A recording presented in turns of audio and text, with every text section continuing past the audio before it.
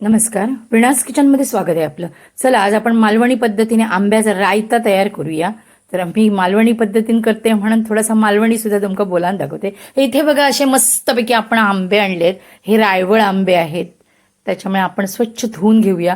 कारण रायवळ आंब्याचंच रायतं चांगलं लागतं. कलमी आंब्याचं रायतं किंवा तुम्ही म्हणाल हापूस आणेन आणि मी रायतं बनवेन तर ते चांगलं नाही लागत. हे कसे आंबे थोडे आंबट गोड असे असतात, त्याच्यामुळे ते चवीला रायतं छान लागतं.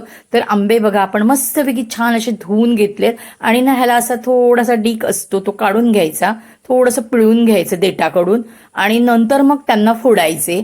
म्हणजे मग कसं असं घशाला वगैरे खवखवत नाहीत हे आंबे.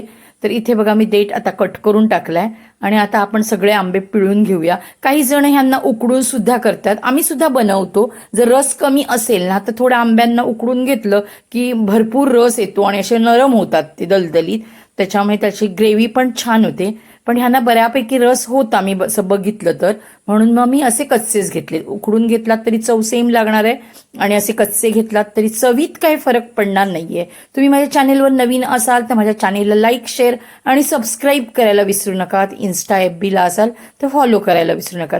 तर इथे बघा आपण धने घेतले आहेत, मिरची घेतली आहे बेडगी आणि खोबरं असं वाटून घेतलंय बघा. ह्याच्यात लसूण नाही मी टाकली आहे, फक्त मिरची, धने आणि खोबरं वाटून घेतलंय. थोडंसं तेल आणि थोडंसं तूप टाकलंय. फोडणीमध्ये मोहरी टाकली आहे बघा, मी कढीपत्ता टाकलाय, थोडीशी मेथी टाकली आहे. मेथी थोडीशी टाकाल ना फोडणीमध्ये तर चवीला आणि त्या मेथीचा एक वास येतो, तो खूप छान येतो ह्या रायत्याला, त्याच्यामुळे थोडीशी मेथी टाका ह्याच्यामध्ये तुम्ही.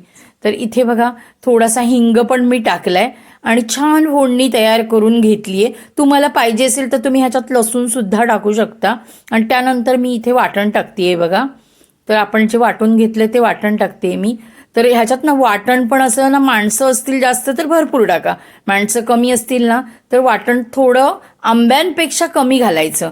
म्हणजे मग वाटण आणि आंब्याचा रस असं मिळून जे कॉम्बिनेशन तयार होतं ना ते चवीला अप्रतिम असतं.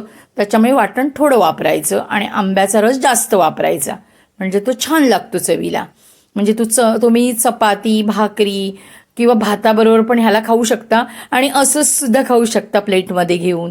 तर इथे बघा मी वाटण छान असं फोडणीत परतून घेतलं आणि नंतर हे आंबे टाकलेत बघा आणि तेही मस्तपैकी असे परतून घेते. आणि त्यानंतर थोडंसं आपण भांडं धुवून पाणी टाकूया ह्याच्यामध्ये आणि झाकण ठेवूया. चवीपुरतं आपण मीठ सुद्धा ह्याच्यामध्ये टाकूया. तर इथे बघा मी थोडंसं पाणी टाकून घेतलंय आणि व्यवस्थित ढवळून घेते.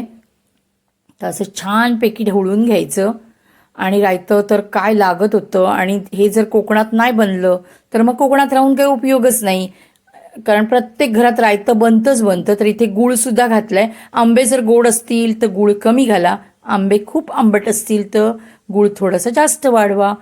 तर इथे आपण हळद आणि मीठ सुद्धा टाकलंय आणि आता आपण ह्याच्यावर झाकण ठेवूया आणि छान हे आंबे ना शिजवून घ्यायचे. अगदी दलदलीत शिजले पाहिजेत ते, म्हणजे मग खायला पण खूप मज्जा येते. त्याच्यामुळे छान झाकण ठेवायचं, बारीक गॅस करायचा, शिजवून घ्यायचेत. आणि हे जे रायतं असतं ना ते थोडं असं एकदम घट्ट टिकलं वगैरे बनवतो ना तसंच आपण हे घट्ट बनवायचं, म्हणजे मग छान लागतं चवीला. तर असं मस्तपैकी रायतं आपलं तयार झालंय बघा. कोथिंबीर काय मी घालत नाही, पण तुमच्यात घालत असतील, तुम्हाला आवडत असेल तर तुम्ही घालू शकता. इथे मस्तपैकी आंब्याचं रायतं तयार झालेलं आहे, घट्ट पण झाली आहे ग्रेव्ही बघा. धन्यवाद.